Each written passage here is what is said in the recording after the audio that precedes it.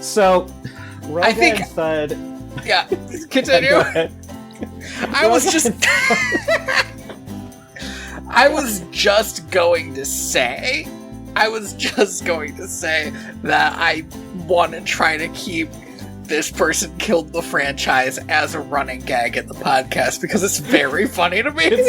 It's really good.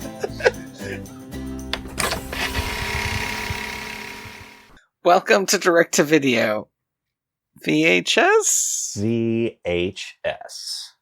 Podcast where we pair movies like fine wine. This time we watched Dinotopia, Legend of the Ruby Sunstone?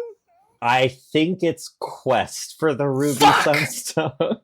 Motherfucker! That's not even the quest. That's not even what they're looking for. That's not what they're questing for. I was so mad. I was like, we don't even care about this rock. Right. There are other people who went questing for the Ruby Sunstone, and I was surprised that they just found it. Dinotopia. Sorry, I cannot. I didn't write down any of these people's names. Oh, okay, not even Kex? Not even Kex. I wrote down Kex's name because it's fucking dumb. Kex Bradley. Kex Bradley. Yeah, with a name like that, I wouldn't want to adopt you either, kid. Get dunked on. God, this is the most unadoptable kid. I love that at the beginning of this movie, because we start this movie in this, like, just conventional, fictional orphanage. Right. Very, like, Uncharted style orphanage. And he goes up to this other little kid and he's like, adults want to adopt kids like you. They don't want to adopt kids like me. And I was like, you're right. Accurate. This movie, I mean, to sort of give away my final thoughts on the movie, it fucking sucks how 2005 this movie is. Yeah, it's... And when it started, I was like, this movie is, like, fine. It's not good, but it's pretty mid. And as it went on, I was like, this is making every mistake that I've seen every animated movie that came out at this time make. And it's down to the like weird, like boys are like this and girls are like this stuff. Wild, super unnecessary, and totally forced at every time they do it. It's entirely nonsensical. I couldn't keep up with it. I need to open up my notes. All right. Okay. Dinotopia, the quest of the Ruby Sunstone. Mm-hmm. Quest for the Ruby Sunstone. Yeah. It's important because it's such a good title, Andy. I have to stress that it is. I'm looking at IMDb, and apparently the title is Dinotopia, Quest for the Ruby Sunstone, the movie. Yeah. Well, as I was looking into this movie, I came across the Dinotopia Wikipedia, Wikia. And it said that this was, like, specifically the live-action miniseries was, like, popular. And after that, they were like, shit, we gotta do a follow-up.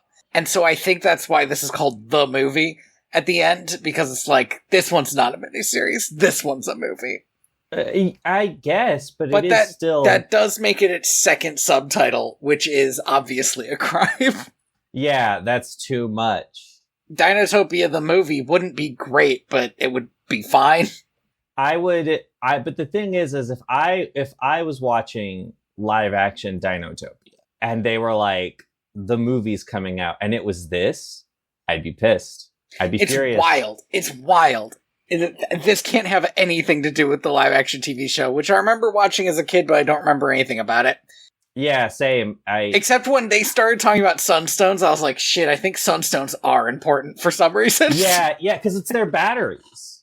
Yeah. Like, they explain it in this movie. It is both their battery and also somehow it protects them from It, the world. Absorbs radio waves and satellite signals, and you would think that would mean that it would actually leave like a big dark spot on everybody's satellite signals. Correct. That is what it would do. But I guess it just looks like ocean. They're just like, well, no, must be nothing there. Must be nothing there. Like, So- you would send people to investigate something that looked that weird. Yeah. You'd be like, I don't know, is there like a giant magnet there or something? This could be scientifically important. And it is scientifically important because it's fucking dinosaurs. It's talking dinosaurs, except for some of them, which don't. So, some of them are just animals. We're not going to get into it. It's fucked up. Well, So, and I hate okay. to be this. Yeah. I hate to be this guy. hmm But pterodons are not dinosaurs, so I'm okay with those not talking. But there's also, anything they ride doesn't talk. Yeah. Which includes a big old triceratops creature, and I was like, there's a little one of those that does talk. What's wrong with this one? It was fucked up, Andy. Yeah, no, it's such a weird movie. Okay, so Yeah. we open. But honest to God, not weird enough. Sorry, continue. We open. No, yeah. Real quick, the director of this movie it is like a longtime kids show director, which makes sense. You know, he's done a lot of Care Bears, a lot of like Tonka Truck, Bob the It's Builder the type vibe, stuff. for sure. But also notably did The Land Before Time 14.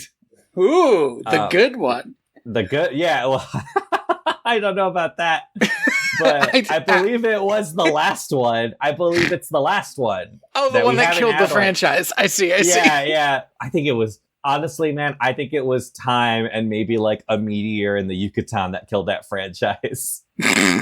that franchise was not long for this earth, and yet it persisted.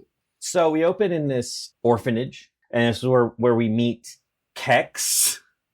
Kex Bradley. His name is, we only learn later when he actually lands on Dinotopia. Yeah, he introduces himself as Kex Bradley.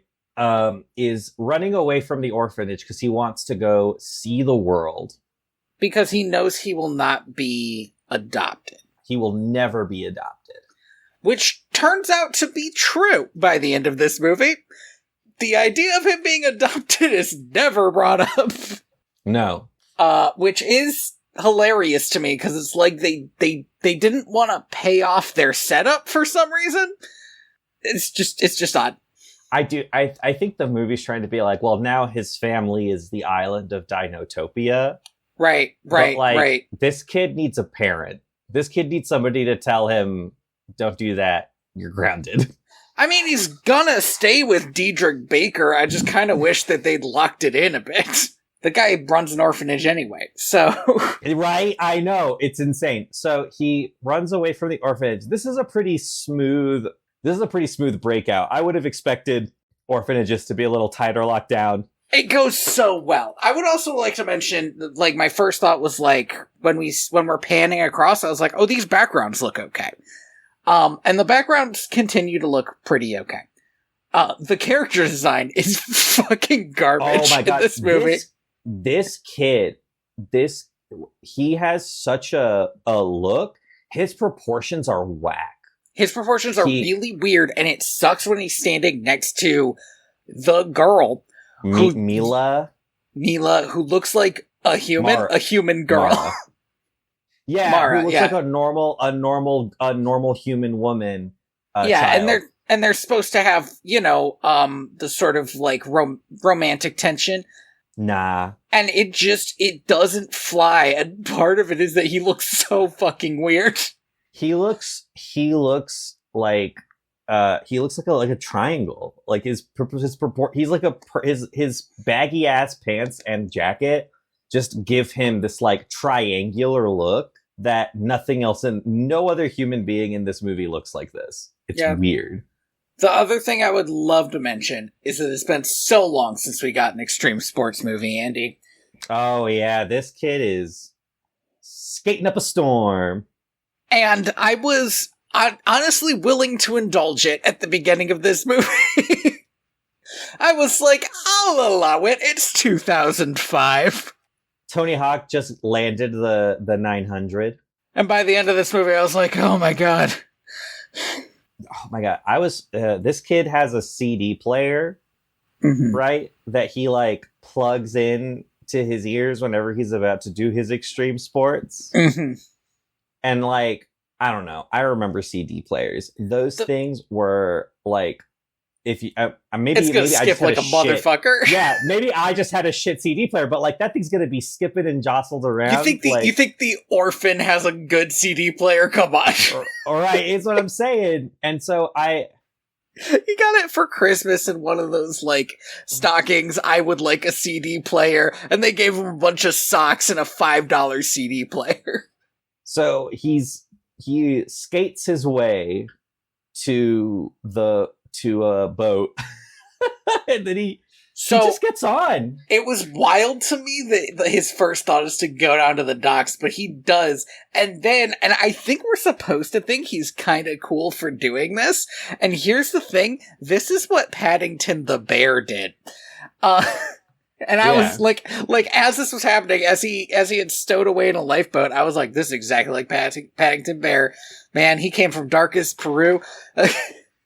But he crash landed on the Dinotopia of the modern era. He did. The UK. The UK. There's a huge storm. I thought this was wild to me. I thought the whole boat was going to go. I thought this was going to be like a Titanic situation. But no, the boat seems to be fine. Do you know what I enjoyed about this huge storm?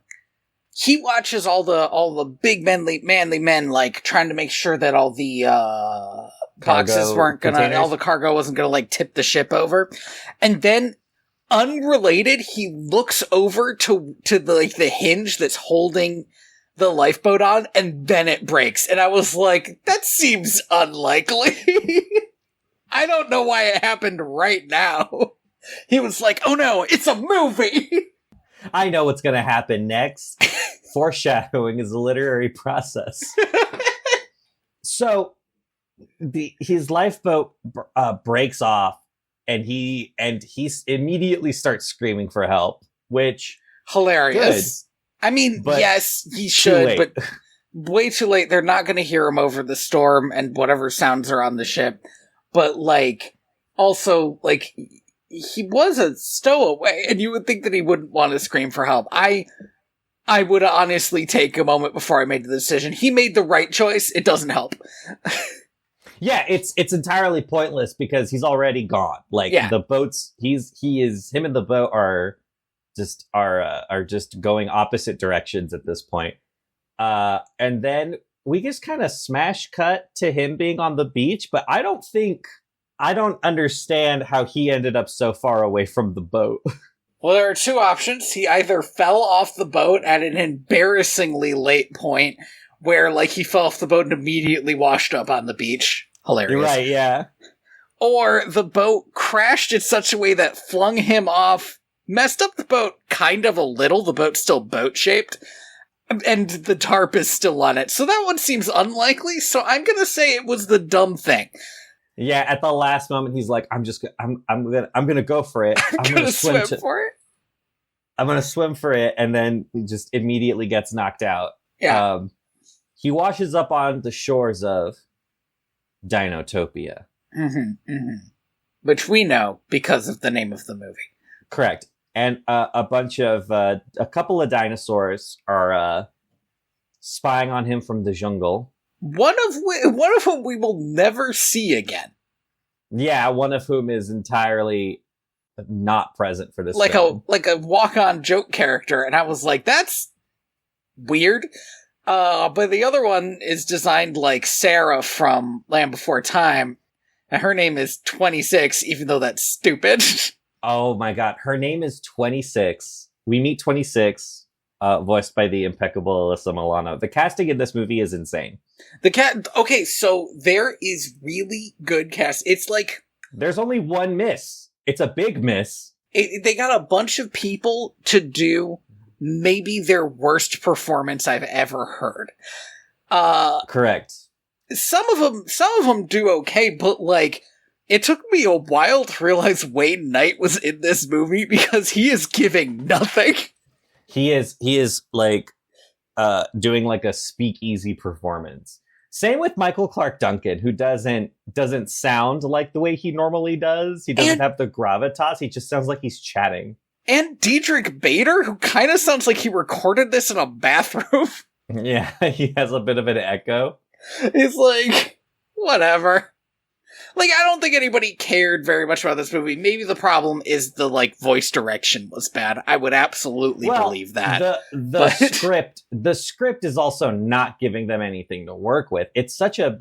Everybody in this movie has the problem that you get in, like, bad kids movies, where everything they say is, like, the most terse possible way of saying something. Mm-hmm. And also the most obvious thing you can say. So it'll just be like, oh my God, he's washed up on shore. And it's like, yeah, we know. Yeah. But also that doesn't give us any insight into your character if we're all just walking around describing things. So for some reason, 26 likes Cax Bradley. And it looks like she's flirting with him a little bit, which was weird. Yeah, I was also fully expecting, like, dinosaur-human romance or something. She's just, like, on board with, like, this is my new friend Cax Bradley. And he's giving her nothing. Like, like, there's no reason to be friends with this guy because he's like, I'm such a loner, and I'm so cool. And, like, whatever, asshole. Fine, go be a loner and cool somewhere else. Why don't you stay alone on this beach with dinosaurs, idiot? He sees their dinosaurs. He freaks out, and we get, I think, the only joke in this movie that I thought was really funny. This was when I was still willing to, like, give the movie the benefit of the doubt, and I was like, okay, movie. Right, because 26 tells the dinosaur that we'll never see again, I'm thinking it's a tall thing, Shanice. You're just too much girl for most guys. Yeah, because she's a taller dinosaur. That's funny. That's really good. We'll never have humor in this movie again. We will never have good humor in this movie again. We have a couple dinosaurs who I would classify as like a Pain and Panic or Maleficent's Goons style. Just kind of bumbling, and they provide theoretically a lot of the comedy in this movie, and it's nothing. And again, despite the fact that their voice actors are theoretically able to, like, deliver some comedy. Right, yeah. What is it? It's Kathy Griffin and Wayne Knight. Yeah. Like, two of the best to ever do it. If you're gonna get two people to be your, like, evil henchmen. Yeah. But they're and you might be right, it might be that the script is giving them nothing to do. Like, nothing funny to do, but they are giving it very little. It's too bad taste that taste bad together. So I would have thought that with the introduction of dinosaurs, we wouldn't need the extreme sports anymore. I was wrong. But no, his extreme sports is a sign, a metaphor for his modern technological ways. Putting wheels on a board is too rad.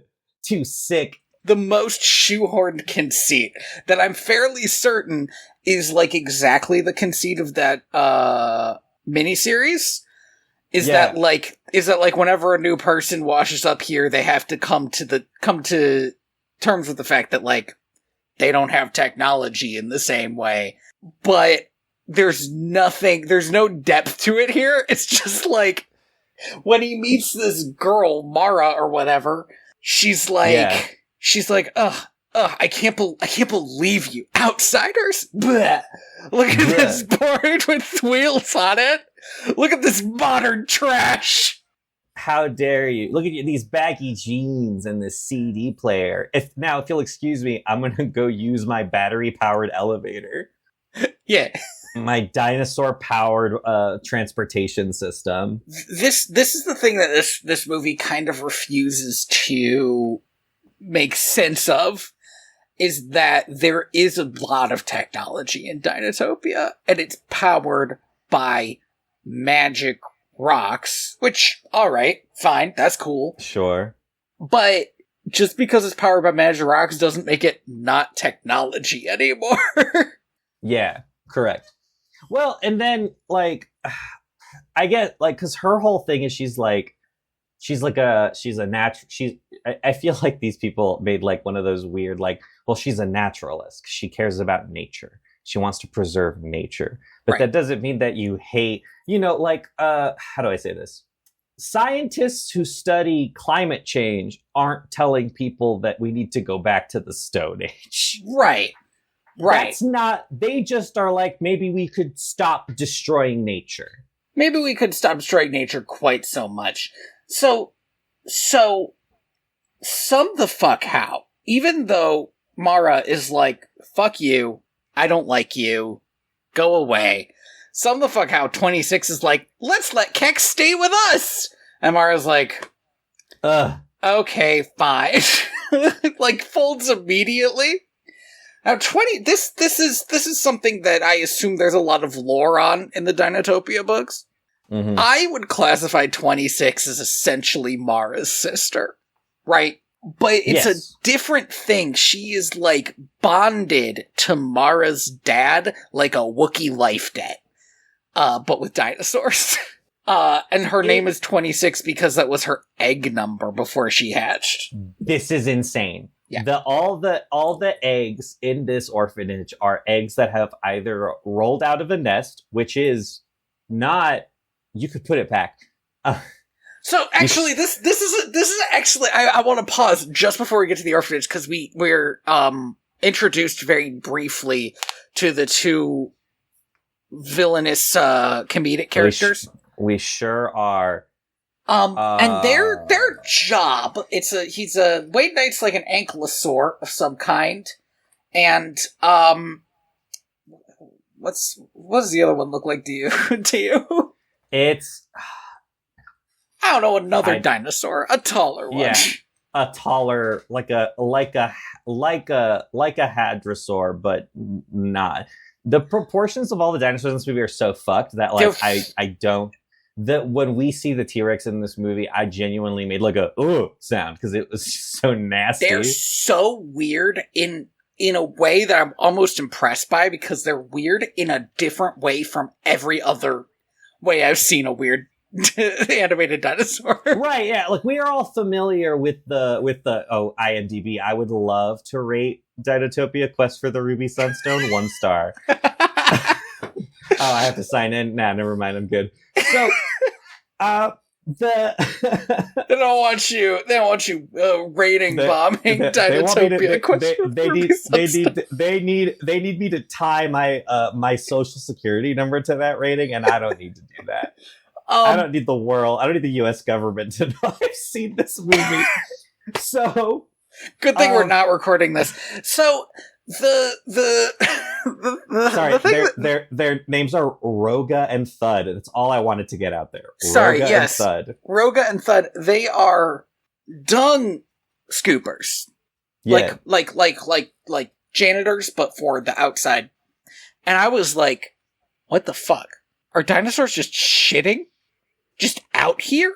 And leaving it for someone else to clean up? These are sapient creatures. What they're the fuck? Yeah, they're like wizards from Harry Potter. They just do it when they have to.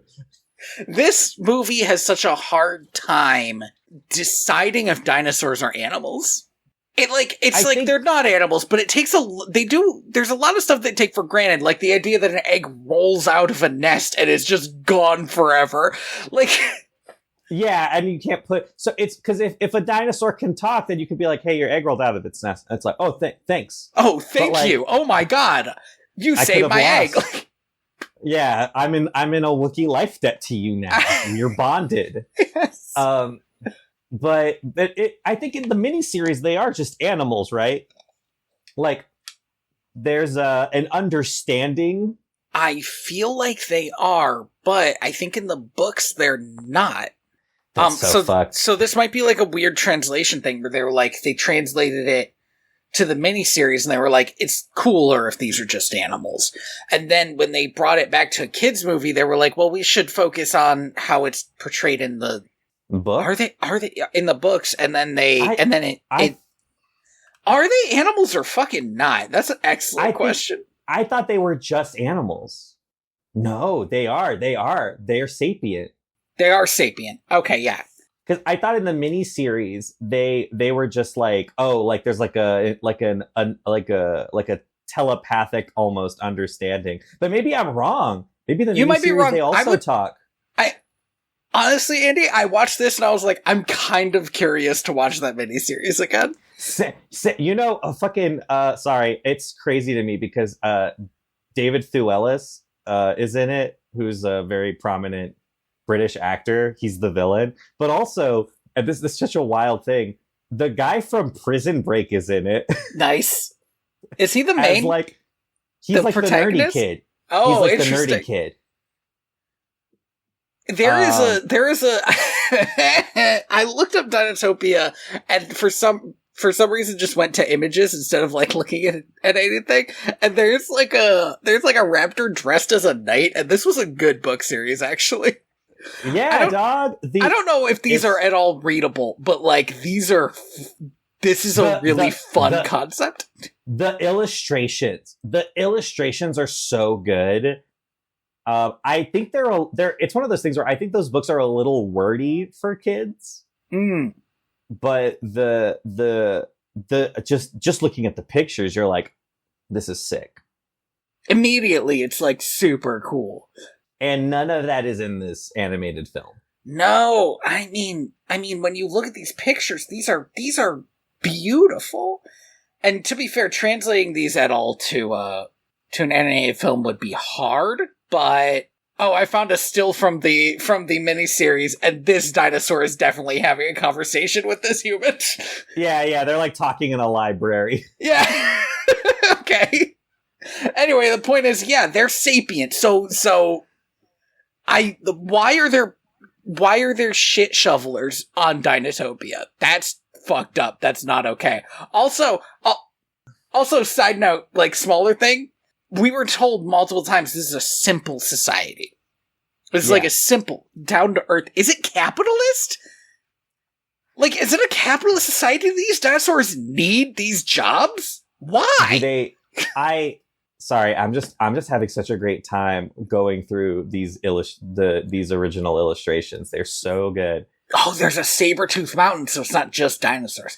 Because like some of these are like they're like in these like Greco-Roman buildings. Yes, and some of them look to me like Middle Eastern inspired too. Yeah, very Orientalist. Yeah, I want this Dinotopia pop-up book like so bad now. How many of them are there? There's 4 books. No, that's literally impossible. I think the Dinotopia books are like kind of like Animorphs. Aren't there like 1 million of them? Well, hold on. The original books, there are only 4, and then afterwards, you get the like other authors writing books in the series. See. Interesting. Wow, 2 of them by Alan Dean Foster, noted Alan Dean Foster, the author of the Transformers book of the movie, which I read as a child. That's such a drag on Alan Dean Foster, who's genuinely a good science fiction author, but my first exposure to him was he wrote Transformers, the book of the movie. The book of the movie. Oh, he wrote the final Dinotopia, so maybe it was bad. Killed the franchise. I love the idea of if you're the last person to work on something, that you're the murderer. And yeah. Not just like that, 23 Dinotopia books is enough. Right, yeah, like, do we really need more? Oh, man. It's such a weird franchise, right? Because, the first Dinotopia book comes out like right before Jurassic Park, like right before, and so it's like the perfect time because the dinosaur zeitgeist is like just beginning. Andy, Andy, I know we just talked about Alan Dean Foster, but I have to talk about this other guy, Scott Buckley. Yeah. He's the first person to work on these books besides the original guy. James Gurney, I think is his name. He wrote the Jurassic Park tie-in novels. No. Jurassic Park Adventures. Yeah. What? He also wrote, what is this? Dinoverse? This guy has written a lot of what I would call, like, weird shit that might be good, but just, like, tie-ins to other stuff. He wrote Kim Possible books. He wrote Kim Possible books, Silent Hill books, Charmed. Oh my god. Even Stevens. The Stevens Get Even. That's such a bad title, man. I'm gonna assume that was the title they legally made him have. And then he also wrote comic books, but he wrote like 2, 3, 4, 5, 6 Silent Hill comic books. Yep. I love it. This guy has had the wildest career. Yes, I would love to go to your official website, please. No, it's gone. Damn it. Ah, what a shame. He's also written D&D books. Yeah, it looks like he did a lot of D&D tie-ins, so which makes sense if he does like media tie-ins generally. He passed away in 2014. What a real one. He was a real one. You need people like this, just writing absolute like wild stuff. Yeah. Wildcats, CATS, covert action teams. Did he do Wildcats too? Shit, man, this guy. This guy worked on everything. It's crazy. Good for him. Gotta make a living. Anyway, this orphanage, this is the hatchery. I think in the original, I'm pretty sure the hatchery is just all dinosaurs when they lay eggs, put their eggs in the hatchery. It's where they're cared for, and so they can just do whatever they want. So it's kind of a bit communal, right? This concept makes more sense to me because it means that, yeah, there isn't a nest that they had fallen out of. Right, but in this, the hatchery is just any eggs that are lost and then found, I assume. But by someone else. I need to also point something out because it would irritate me later. There is... Yeah. I would call like a nursemaid who works at the hatchery. Yeah. She doesn't get any lines. And a bunch of children. And I was like, okay, so surely part of this is like Kex gets along well with kids because that's established. We never really hear from these children. They will disappear for the rest of the movie. And the only reason that matters to me is that there is a heist where the two dinosaurs steal all these eggs. And I was like, where were the people who are in that room? Gone, I guess. Does she just... Is this just a lady who comes in with her kids? Just to be like, this is where you were all born. Just to hang? They didn't need to have them there. So we never go to the like big... We never really get to go to like the big city in Dinotopia. I don't know if there are multiple, but like the big one.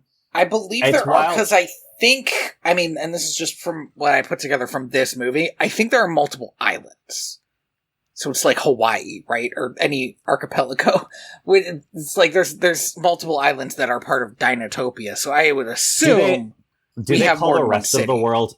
Do they call the rest of the world Humantopia? Like... They call it the outside.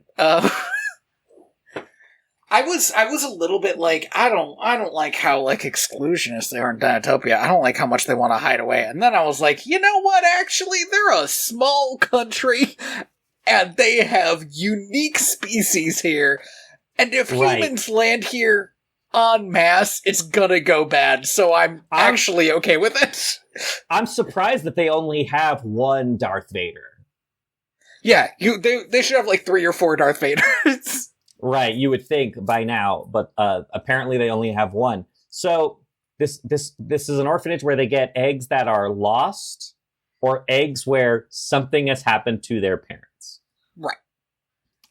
AKA their parents died tragically. Sure. Sure, or whatever. hilariously. or hilariously. We don't know it wasn't funny. That's true. I'll just banana peel right down the mountain. Oh, man. Real sad. But it was like a big banana peel because it's Dinotopia. It was like huge. Like the size of a man. And then they like use the peel as like as a sleeping bag or a hammock. You really could get lost just doing this. Just talking about all the weird like technology shit, right? But then this fucking girl Mara is running around like, we don't use technology here. We don't need technology. We live naturally. And it's like, what are you talking about? The act of riding a dinosaur is technology. Right. And this is the main problem is that Mara doesn't have a character besides the idea that she doesn't like technology. And it's like, that's nothing. It's literally nothing. And Kex doesn't have very much of a character except that he likes skateboarding. And these two are like the leads of the movie. Sometimes 26 is the lead of the movie, but they're not the protagonist, right? Because 26 is the protagonist. Yeah, I think because that's 26 fair. Gets the wildest advice that I've ever heard in a movie. She gets yes, she does. We'll get to that. So we meet Diedrich Bader. He's Mara's dad. He's given a really muted performance. Meanwhile,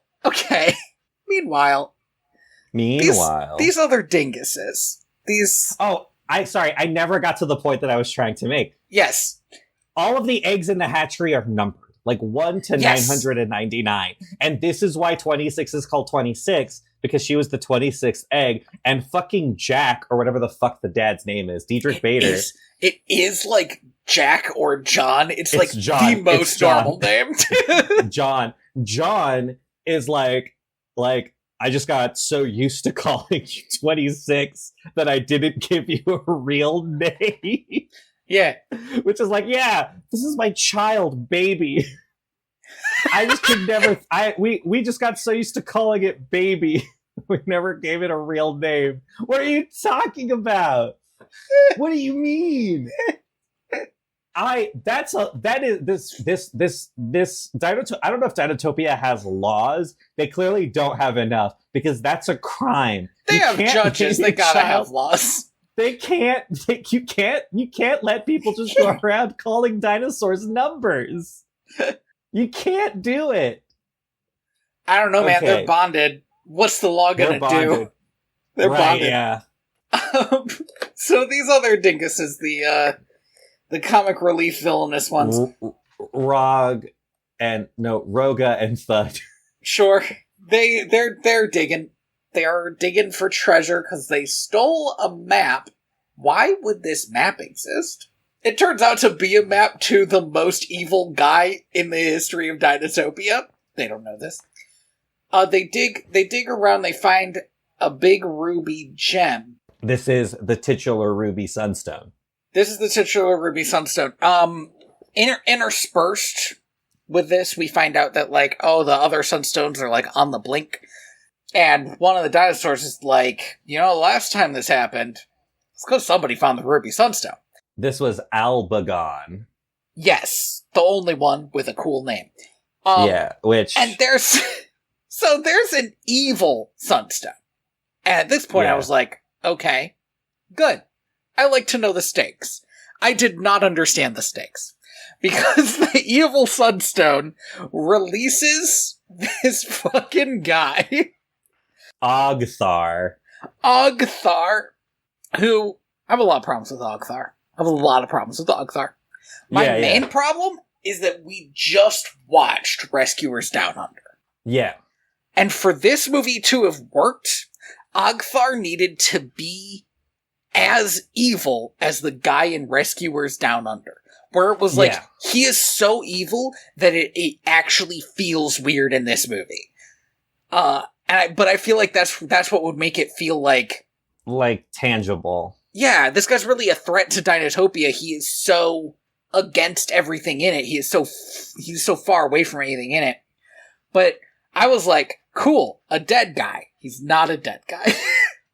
He's an immortal. He does not explain how deep this immortality goes. The Ruby Sunstone gave him immortality and lets him power a lot of evil technology. I don't know how it's different from non-evil technology, except for how he uses it.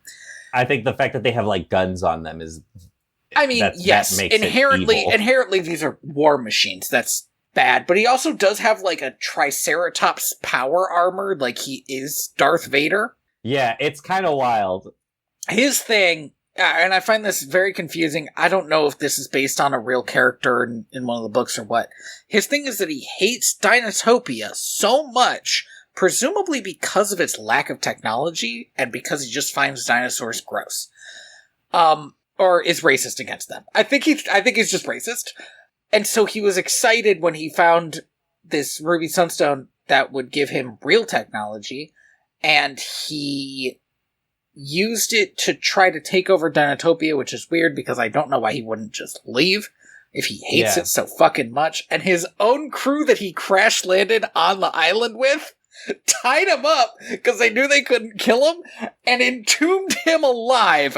Because they were like, no, actually, we're down to live here in Dinotopia. We're tired of being pirates or whatever the fuck they were prior to this. And you know what? That's a good story. I want to see that movie. That sounds cool. It is pretty sick that they just put him into, like, a stone coffin. Like radiation, they were like, this is a problem for the future. This is a problem for the future. They should have put some of those radiation signs up, actually. That's like ancient evil man. This is not a place of honor. Yeah. Arthur is voiced by Malcolm McDowell, who, in keeping with the theme, giving such a lack of a performance that I didn't know it was him. I was genuinely shocked. He doesn't even really sound lame. British. Yeah. It's odd. It does feel like everybody is giving the, like, most muted performance they possibly can. And the thing is that there are scenes in which people act like he's acting big, and he's just not. He enthralls and threatens Roga and Thud. I want to point out, I think one of the last times in this movie I was like, yes, good move, movie, which is when he points a giant gun at them and then opens a door behind his tomb with a bunch of dead dinosaurs in it and says that they can either join him or go into that room. Either join me or die. Have unbeatable riches or die. It's actually something that I really like in kids' movies, that they usually won't say or die. Instead, they will dangle a threat that is so much crazier. Like, I'm going to entomb you alive in this room. Right, yeah, and I've done it so many times before that there are piles of bones. And that was, I believe, fully the last time I was ever with the movie. Meanwhile, Mara's a girl, so when she picks her egg, she picks the pink one. Oh my god, I hated this so much. It's like, it's crazy because all the eggs are white. Except for this one and one other egg. And this one is pink. And so Mara picks it because she's a girl. Because she's a girl. So, meanwhile, John and, Algernon? What's his name? Alfuck. John and Alfuck. Albagon. I assume that's Roman. It sounds kind of Roman. They ride these Triceratops to go do an emergency meeting. The Triceratops, again, don't talk. It fucked me up. Yeah, they're not even like, we're to Albagon. Yeah. And 26 is left in charge, which she does not take seriously, I guess. Although, like, well, I mean, what would that mean? Yeah, it's like, they're all, like, fucking 12-year-olds. Right. Also, why the fuck does John need to go? John's a nobody. I mean, John has an important job, but it's actually way more important that he stays and does his job than go to this meeting. Right. About the mechanics of Sunstones. Instead, him and this old ass dinosaur are just like, well, I guess I'll be gone from this movie. It's crazy that we're just not going to see them again for like 45 minutes.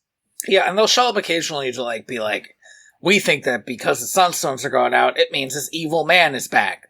Okay. Oh no, fine. The volcano is going off. Oh no, the volcano is the adults in this movie are fully useless. And it makes the movie it makes Dinotopia, the world, feel really unlived in. Cause it's just these three kids. They're walking around like they're on their fucking Pokemon journey. Like, shouldn't there be people and dinosaurs here? Well, I mean, even in Pokemon, there is like a system set up so that these kids are as safe as possible from the wiles of Team Rocket. You run into other trainers and wild Pokemon and cops, like... Yeah, there's a society in Pokemon. There is no... As far as I know, Dinotopia is this one building where they keep a bunch of orphan eggs. And a single other building where they talk about problems. Where they talk about problems, and then the rest of it is just empty space. And we have these pterodon riders who I guess fly around and keep people informed, but do not help. Not cops. They're called patrolmen, but they are not. They are taking that role incredibly literally. We patrol. That's it. They're like only scouts. We look. They're like wilderness survivalists. They're like, we take only pictures, leave only footprints. Yeah. Well, but they don't even do that because they're flying. Because they're flying. Damn. That's where all the poop comes from. It's just them pooping off the side. So. Oh, sorry. No, the kids are in charge. Well, they immediately trash the place. I mean, and honestly, trash is such a, they do it very lightly. Like, they throw pillows around, jump on the beds, then go to sleep. They're very boring, these children. Mm-hmm. And then all these two dinguses, Andy, I'm so sorry. I refuse to learn their names. They steal all the eggs. They steal the eggs. Some the fuck how, even though these two are like slapstick characters, they do this completely silently without the kids waking up. I don't know. I thought that was weird. And then they wake up. Mara's like, where'd my egg go? Where'd all the eggs go? Oh no. It's a problem. Oh no. And 26 has like an existential crisis. Yes. And to be fair, existential crisis?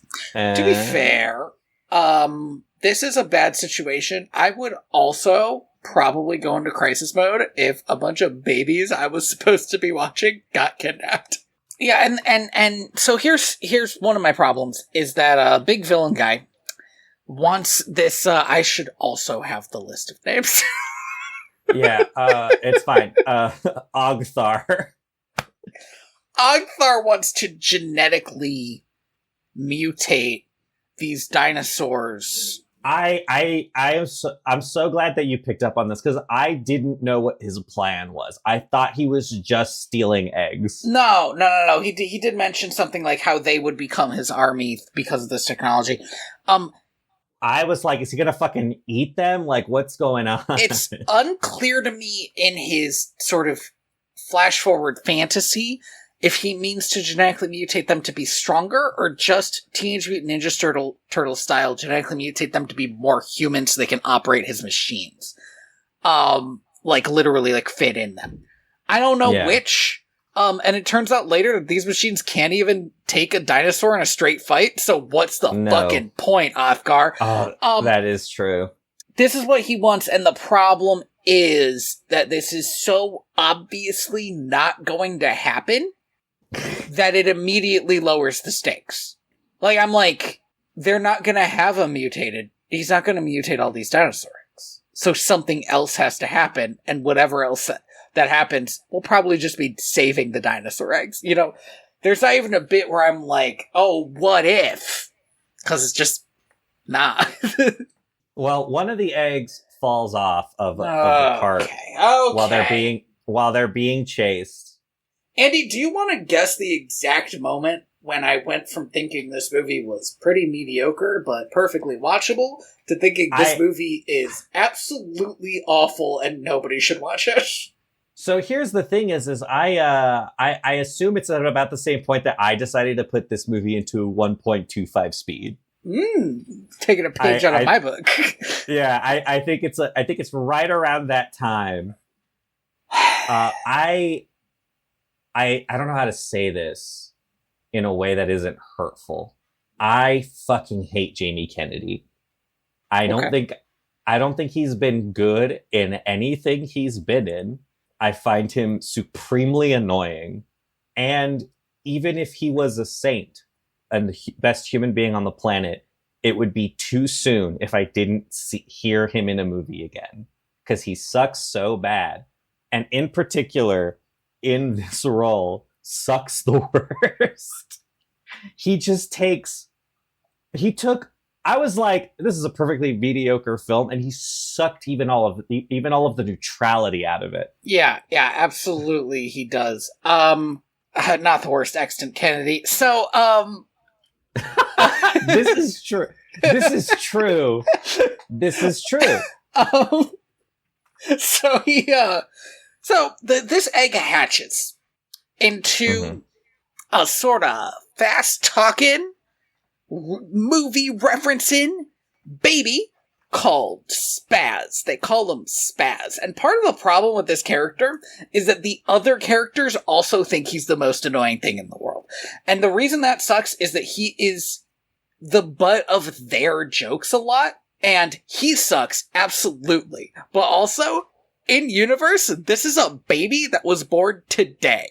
And so he sucks, and also these children are like, fuck you, baby. Like, fuck this that's baby. crazy. Hate this baby.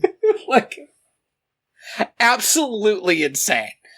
They name him Spaz because he's a spaz, I guess. And also, side note, I was 1,000% certain that Kex and Spaz were gonna form their magic bond. Yeah, because they're both kind of annoying. Because they both suck so fucking bad.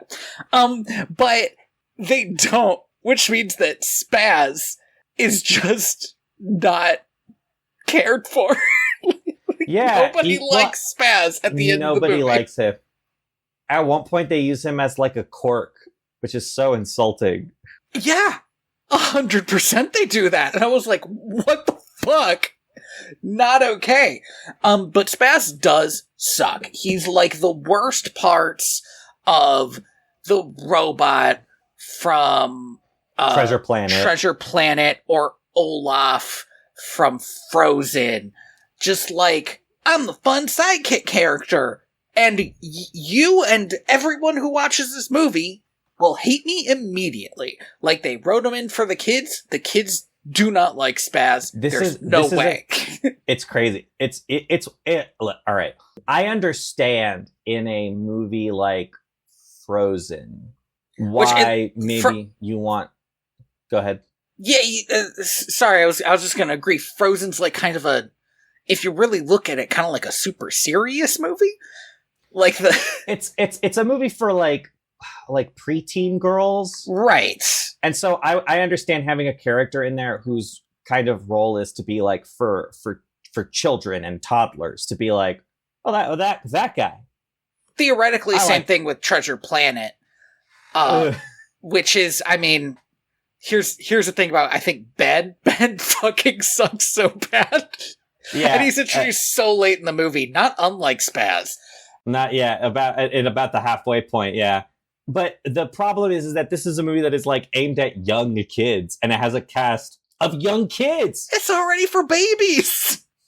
And no, I don't know if you had this reaction, but my first thought was to think about beloved animated dinosaur film franchise, The Land Before Time, and how in the second movie they made, the first movie was like super depressing work of art type shit, right? And the second movie, they were like, now let's introduce a baby. And you know what? I loved that as a kid because that baby was adorable, and his whole point wasn't being annoying. And also the existential crisis of this baby will grow up to eat us. This baby, this baby's great, pure heart. And them taking the stance that it doesn't matter. All babies are precious. But the kids here don't think this baby is precious because he fucking doesn't act like it. And he'll just make stupid jokes the whole time. And I'm like, the movie reference thing infuriates me because it's like, you were just born. You were just born. Hey man, no movies here. So a lot of weird things are happening. It's like it's like the genie, but like without the charm or the humor, at least a little bit of rationale behind the genie. Right, yeah, or the rationale. It's such a bad choice. It's such a bad choice. It almost feels to me like they just put Jamie Kennedy in a booth and were like, I don't know, man, just be funny. And they poked him with a stick. Be funny. That's your job, right? Be funny. Make a joke, guy. Make me laugh. I always feel bad when comedians are like put in that position, right? Because it's like here's a great example. Eddie Murphy is a pretty funny stand-up comic. He's not a very funny guy. His stand-up is like incredibly prepared, right? Like he's got a jumpsuit on, he's got a whole performance, and it's like you can't just take somebody who like it takes hours and hours of work to prepare stand-up material and then just be like, put him in a booth and be like, now be funny. Make a joke, man. Yeah. Yeah, Robin Williams specifically is like an improv guy. That was his thing. Yeah, his whole thing is that he will take a stick and make a joke about a stick for like a straight half hour. Because each idea will just branch off another idea. I did not mean to say branch there, but I think it works. We're very pun-filled today. Very pun-filled today. But like, yeah, Jamie Kennedy's not doing it. And I think it's a lot to ask of him, even if you did think he was a great actor who's never very annoying in a movie. It's a lot to ask. Like, I want to stress, I don't think, I'm not, as much as I hate Jamie Kennedy and everything he's ever done, I don't think this everything he stands for. Yeah, I don't think this is his fault. I don't know. Like, I don't hate him as a person. He's probably fine. Yeah, he's probably. I bet he's a chill hang. I don't know, but it's rough to have an actor be so consistently terrible at everything I've ever seen. You know, like it's tough. It's hard. It's and again, like I don't know. I think the first thing I saw Jamie Kennedy and I was like a child. So it's been like 20 years of just stinkers from this guy for me. Like he was in Son of the Mask. Oh. It's tough. It's hard out there for him. He was in the last Tremors movie. He killed the franchise. Rogan said they're running across a bridge on their way back to the evil lair, and the bridge gets attacked by a T-Rex. And they make it across. Everything's fine. But the T-Rex gets a little splinter in his tooth. And they destroy the bridge in doing this. And they destroy the bridge. Yeah. And it looks gnarly. The splinter in the tooth, I liked because I was like, this looks very painful. And it actually looks painful in a very, like, realistic way. Like, you could see where the splinter was jabbed in, and you could see that it was red further away from the splinter, like how when you have a wound like that, other parts will swell up. And I was like, this looks rough. Now, that being said, this T-Rex is maybe the worst designed dinosaur. It is the ugliest looking thing. He is like He is gangly. It's like they took Chomper and stretched him like taffy. It is like that, because his head is still so much bigger than the rest of his head, so it's like he's a baby, but he's huge. But he's huge. He's huge. So the kids catch up. They're like, damn, there's a bridge. Kex has the wildest idea that makes no sense, which is he's like, if we had a bunch of dynamite, we could blow up the canyon and walk across. And this is one of my biggest problems with this movie, is it will try to do, like, ideological arguments on the basis that this is a normal thing for a kid who likes video games or something to say. Because Mara's like, don't you care about anything? Like, we wouldn't blow this up. And it's like, why are we even arguing about this? You don't have dynamite. Like, what are we doing? This is the dumbest hypothetical. But then Mara's like, I'm going to show you how we do it natural styles or whatever. And they go and they get an iguanodon's skin that it has shedded. No basis in fact, but whatever. No, but like theoretically it could happen, right? I was like, I mean, I don't know. Well, I think the shedding of skin, it has like that's specific to like a certain like evolutionary line as far as we know. I don't know if there is a way to prove it or disprove it. But as Ryan North stated when he wrote the the Savage Land comics with Squirrel Girl, these are dinosaurs which have continued to evolve for millions of years. So any way that they're different from dinosaurs that we know could be millions of years of evolution. Think about that. Yeah. I do love that excuse. So yeah, it's really good. It's a full dinosaur skin. The idea, whether or not this is a possible thing for a creature that big to do, it's secondary to the idea that you could fit this much weight in it without it completely tearing apart. Their idea is we're gonna inflate it like a balloon. Yep, hot air balloon specifically. Like a hot air balloon, and that's technology. This is true.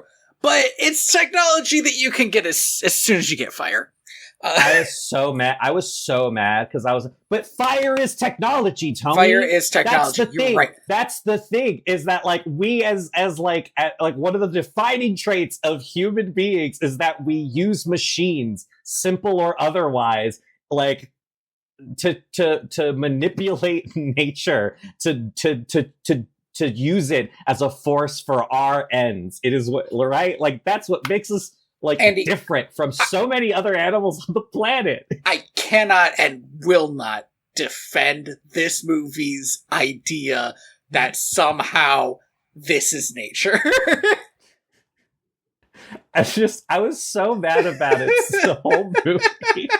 It's such a stupid place to put a character, and it makes me even angrier because it's like, well, she cares about nature because she's a girl, and it's like, I care about nature. We should all be caring about nature. We should all care about nature a bit, but that's not her fucking deal. No. Okay, so they do this improvised hot air balloon. It goes disastrously wrong. As far as cartoon physics goes, it went okay. They smack into that T-Rex from earlier, like bonk his head and start floating off. And now he's mad and he's chasing them. And I need to do a quick pause here again because maybe the books did it better. I gotta believe they did. But this is a sapient, sentient Tyrannosaurus Rex. Yeah. I'm to believe that he eats people. In a moment, it's going to be revealed that this is a pretty chill guy. He's a Okay. normal. He's kind of a normal dude. He's kind of weirdly normal. But he also eats other people. Now, we're talking other dinosaurs, but they're also sapient. Correct. So like what the fuck? I guess my question is what the fuck? That's not okay. I feel like in your children's movie. They essentially added a cannibal. And I just like, what's the... To what end? Well, it's just like, how do Tyrannosaurus Rexes, which I have to assume are in the book series because come on, how do they interact with the actual society of Dinotopia? Are they like, yeah, we're big meat eaters, so we have to get meat that's not sentient? Or are they wild, like in sort of like in Land Before Time, where it seems like all the predators are they just like don't talk and they roar and stuff? Well, they walked back on that pretty quickly, though. They did. Time. I guess if we don't say Land Before Time, we say Disney's Dinosaur, where that was how that was. Oh yeah, man, what a weird fucking flick! I heard somebody say the other day that they liked that movie. They haven't seen it in 20 years. Come on. I had the immediate like gut reaction of, well, maybe they just haven't seen it recently. Yeah. Yeah, I'm trying to figure out an answer for this, and I can't find one. It's not super important, but it was messing with me because, like, yeah, this is one of the things that when they were in the writer room they should have thought about. Like, 26 gets the splinter out of the T-Rex and uses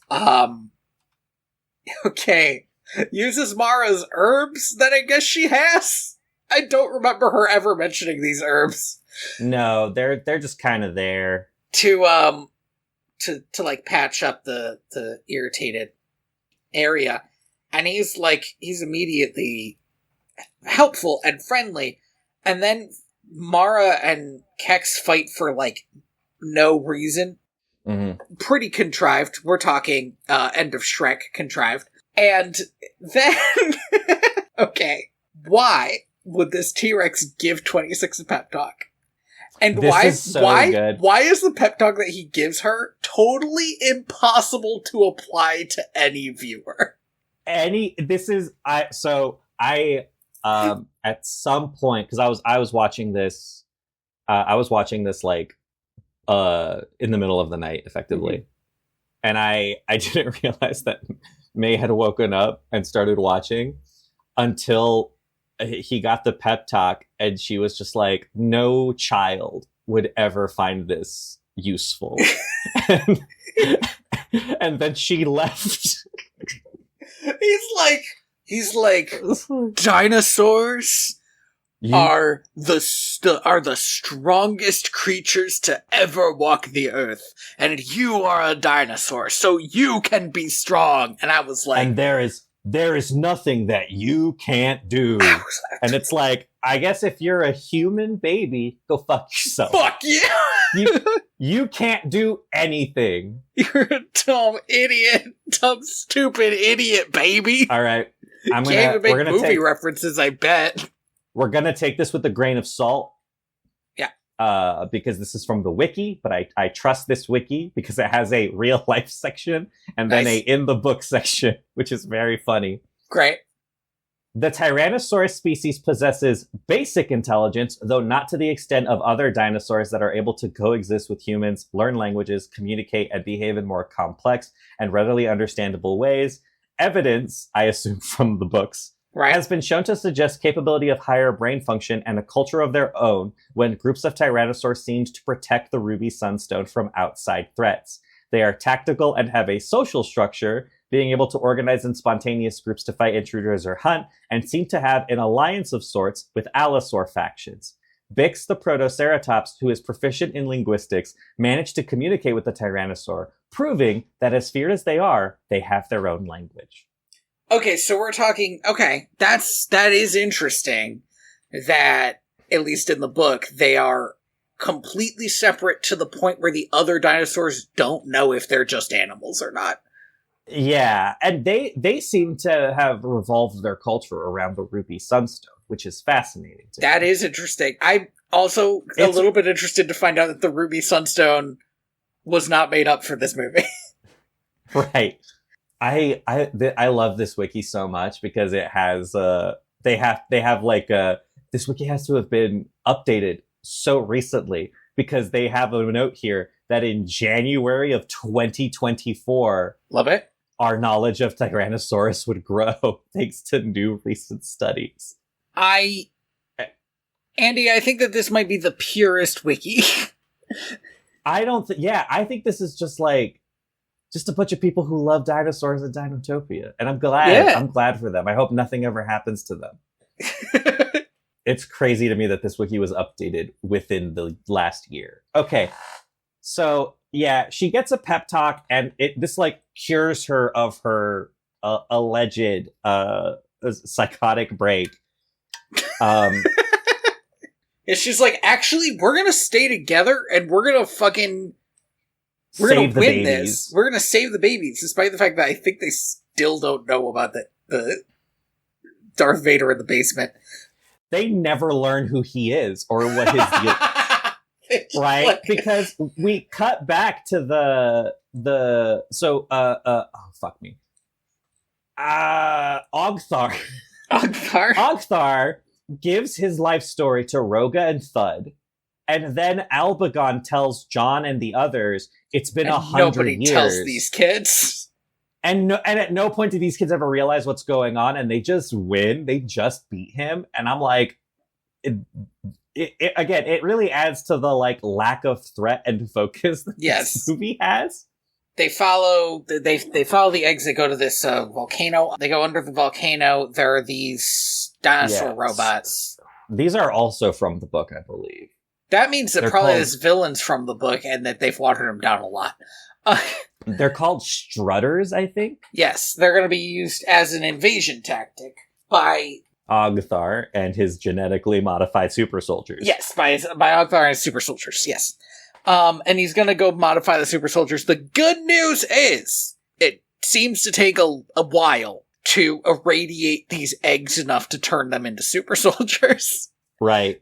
So they have some time to argue about the best way to get in there, and it's obviously jump in the war machines, even though they should not jump in the war machines. I feel like I'm obviously you get in the war machines, but these kids should not be getting in the war machines. Kex is immediately like... 26 is like, can you drive one of these? And Kex is like, yeah, I can. Bullshit, Kex, you're fucking 12. You're not... There's no way you're forklift certified. That thing's got 4 levers and 6 pedals. He presses buttons, a screen comes up with a foreign language on it. He's like, oh yeah, now I got this. Do you, Kex? Yeah, do you know how to read this? So I think Mara at this point says something along the lines of these things were made for evil. And Kex is like, yeah. Nah, Kex his response is so funny. He says something like, I hear what you're saying. But listen, what else are we gonna do? I mean, yeah, what else are you gonna do?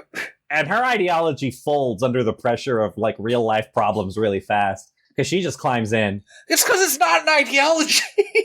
Yeah. So I don't really remember how this works. I think the annoying dinosaur. Oh yeah, Spaz. Spaz drives the T-Rex one in, makes a terrible joke, and the villain goes to murder him, which, fair.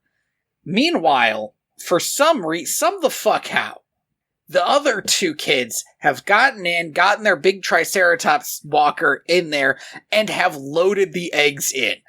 That's how quick it is. These eggs are let's say a little bit bigger than a laptop, right?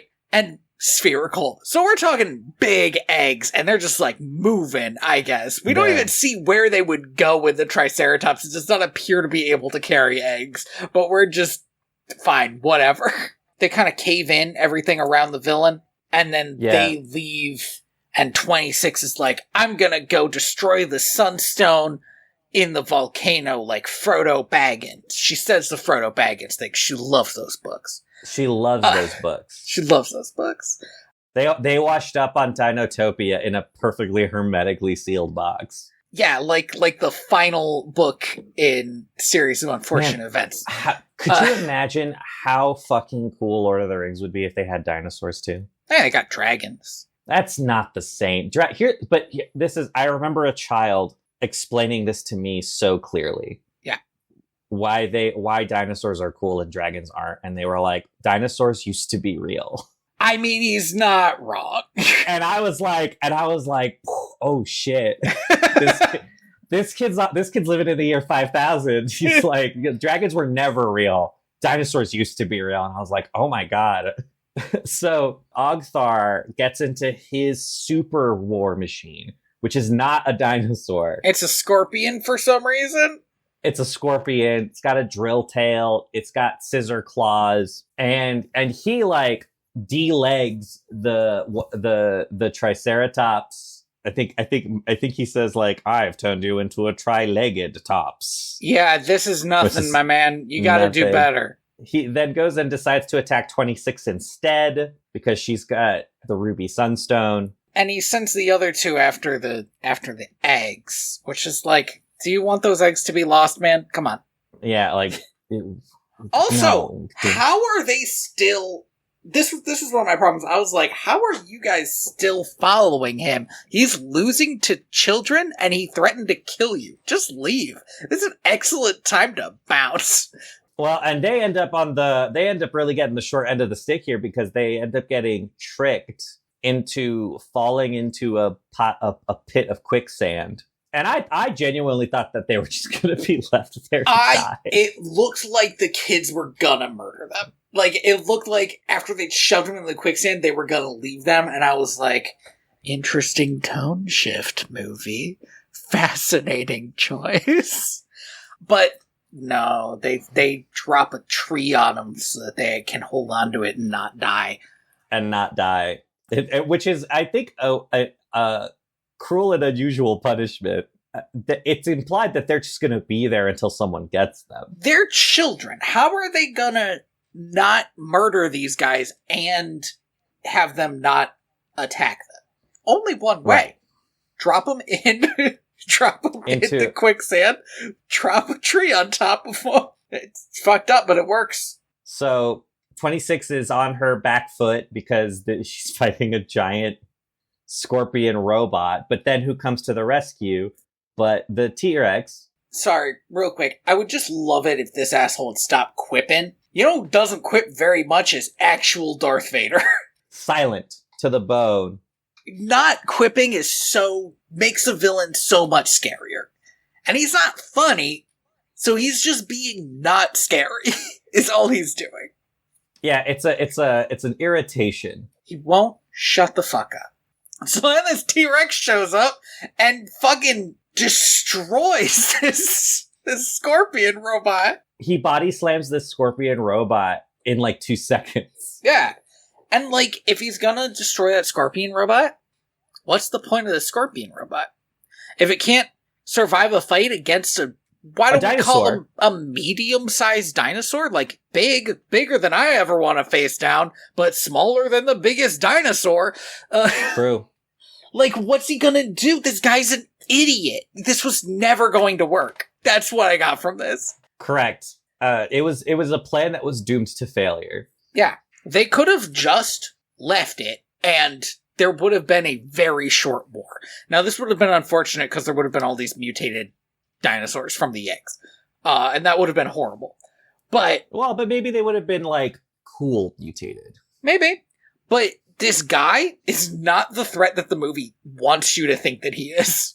No, not even close. As a warlord, he's fucking garbage. And then somehow, this was confusing to me. Somehow he gets out of the wreckage of this scorpion and away from the T-Rex and is like right behind 26 climbing up this mountain. And the T-Rex is like, oh no, run 26! Like, what? You're a T-Rex. Help. Get him! Yeah, get up there. What are you doing? Get his ass. Get his ass.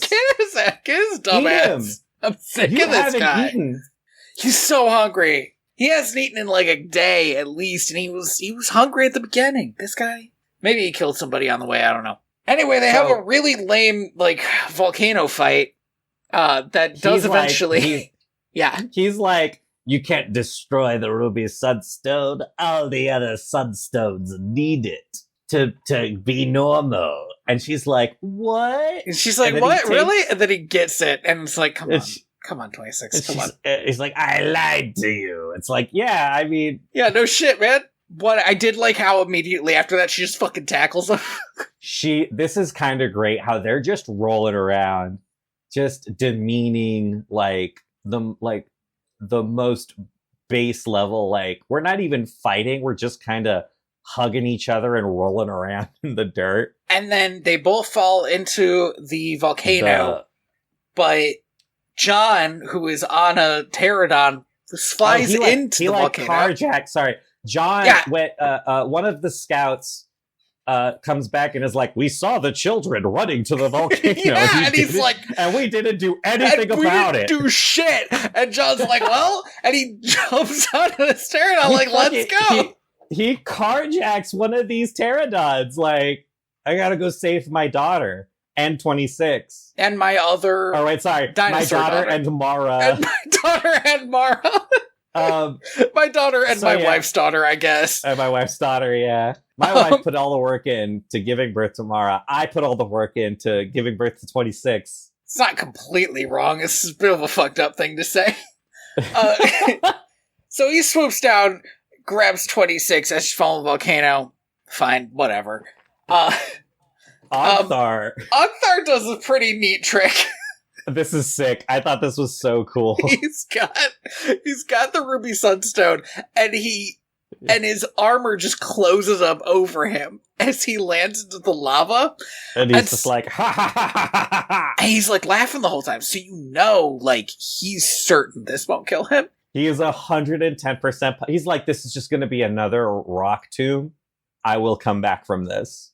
I'll tell you what, man. It's gonna be, I think, a couple thou. Like, it's not gonna be 100 years.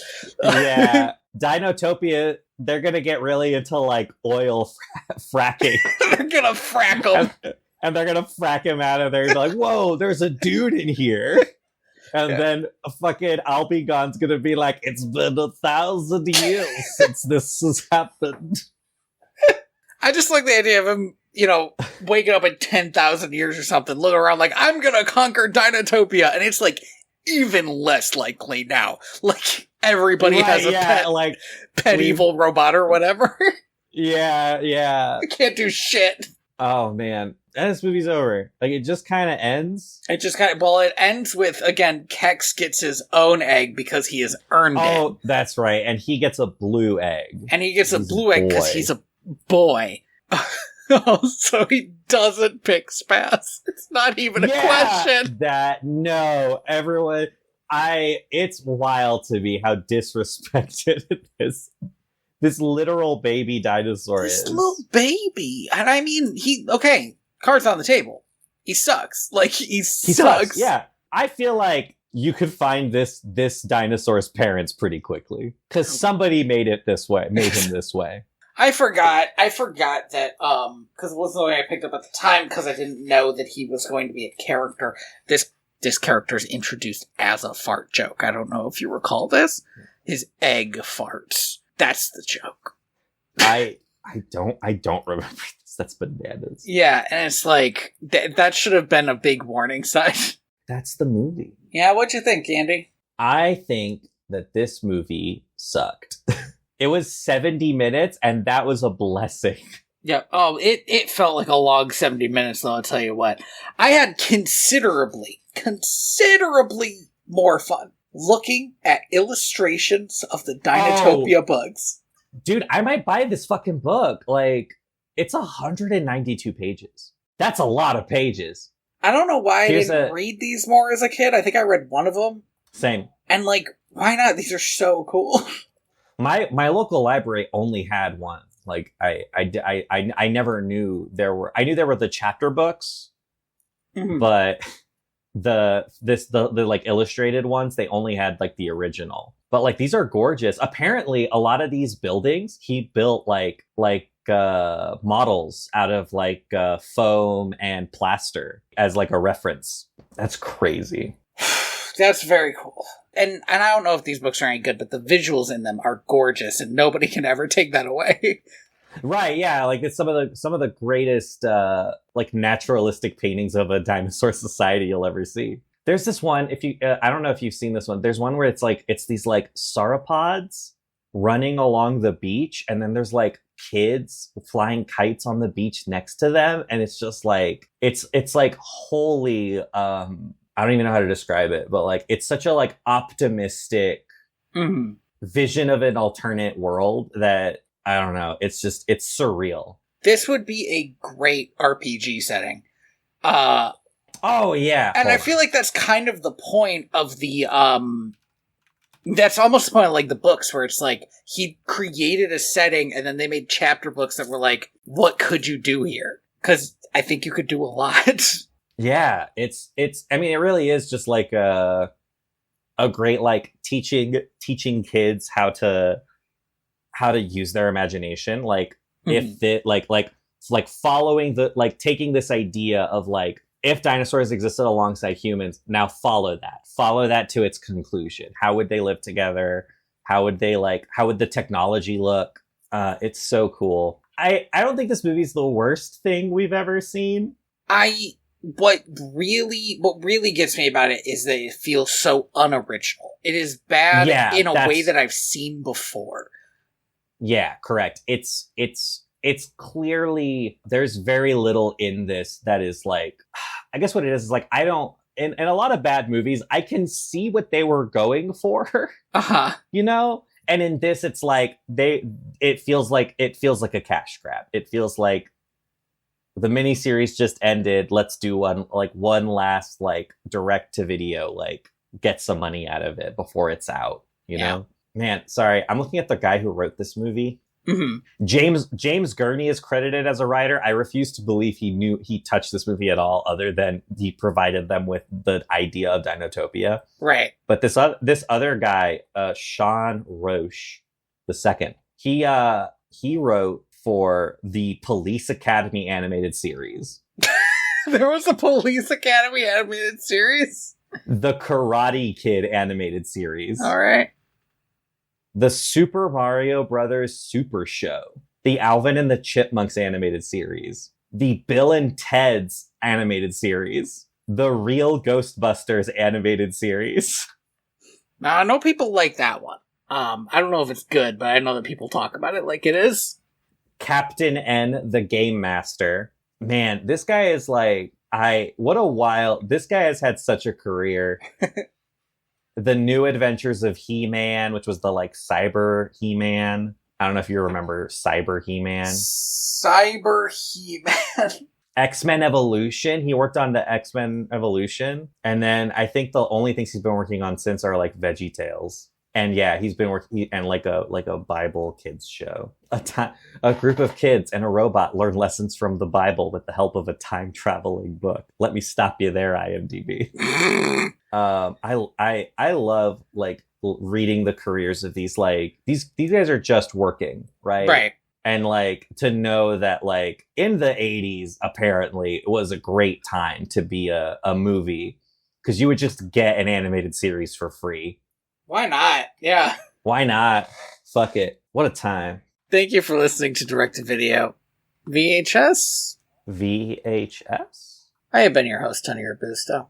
I have been your host, Andy Reyes. You can find me at inspiredbytrueoffense.org. And you can find the podcast at direct2.video. Yeah, you can find me at on Blue Sky at royalty_valence, and you can also find me on YouTube at Ethical Games Journalism. Thank you to Scott Buckley for Homeward. And what are we going to watch next time? That is a fantastic question. Thank you. Thank you for pointing that out. We're probably going to be moving toward Halloween. We could, if you wanted, we could do Haunted Mansion. Or we could do any other spooky thing. Or if you wanted to give Rover Dangerfield a try. Rover Dangerfield is the scariest thing on this list. Right? Like it is a movie that is entirely based on a pun of Rodney Dangerfield, who stars in the movie. This is all true. I think, because like, what do we have? We have 4 movies left in our year of talking animal movies. Our year of talking animal movies, yeah.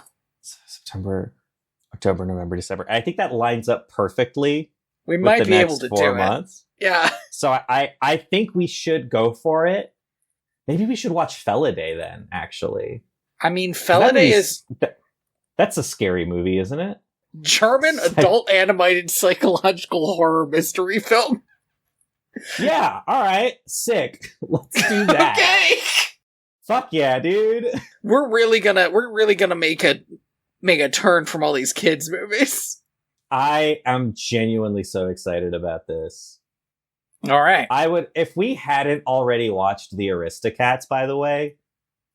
We haven't watched The Aristocats, Andy. Have we not? Do you want to do Felidae and then follow it up with The Aristocats? Yeah, I think that only makes sense, right? Yeah, I think it does. We're gonna fight about Aristocats because I hated that movie the last time I tried to watch it. It's one of my darlings. I know it sucks and I know it's racist. If you want to hear Tigger doing a racist impression, The Aristocats is the movie for you. I didn't want to hear that. I loved it. I loved it as a kid. But yeah, I don't think I could defend it. Yeah, let's do that. Let's do Felidae and then The Aristocats. That sounds awesome. What a nightmare. This is maybe the wildest pairing we could have come up with. That technically does kind of work because they're both cat movies. Yeah. They're both about cats. I mean, is there another cat movie that would be like Oliver and Company? That's one of those weird Disney movies, right? I think I like Felidae and Aristocats. I think it's such a choice. It is. It's such a choice.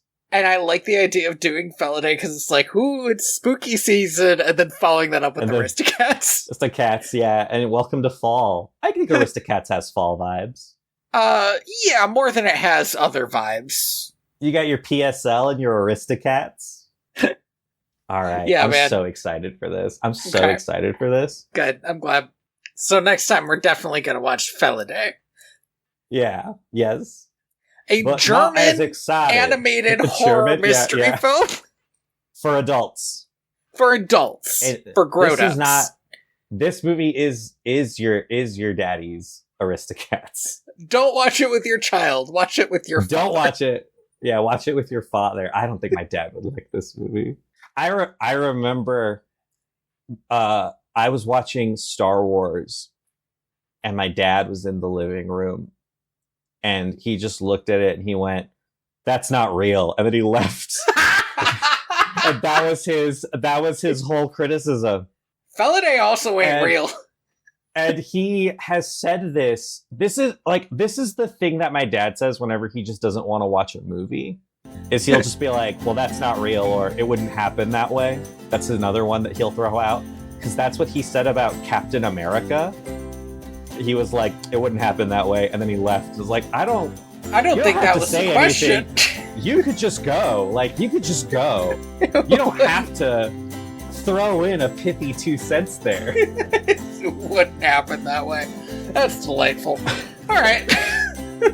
I mean, I think he's right. It wouldn't. Yeah, but Captain America fights a skull man. Yeah, that's the least of the movie's concerns. He drives a bomb. I don't think that's how bombs work, Andy. What? He drives a bomb? Yeah, that's how he ends up in the ice at the end. He drives that bomb. The giant plane bomb. Yeah, and he can't land it, or you just gotta drive it into the ocean, I guess. He just drives it into the North Atlantic. Yeah. Yeah. That movie. I think that movie rules. But I am the ghost of John Smith.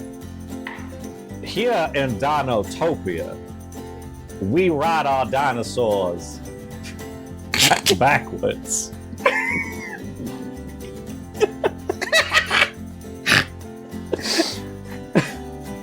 getting more unhinged.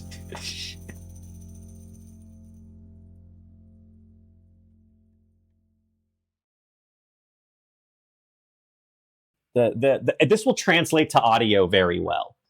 Okay. All right. My camera was not plugged in. There we go. Oh, what is this? I didn't tell it to do this. This will not translate to audio very well. How do I turn that off? I don't know. It's your camera, man. None. Change background. Perfect. Okay. So I got my hands on... Oh I don't my know god. if you can see this.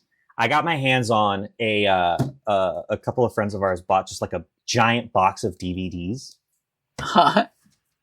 And they were like, well, we've already went through and picked out the ones we want. Would you guys like to take the rest? And I was like, yeah, we were like, yeah, sure, why not? And so I got my hands on The Jungle Book 2. Cursed. The Little Mermaid 2. Also cursed. Bambi 2. Mm-hmm.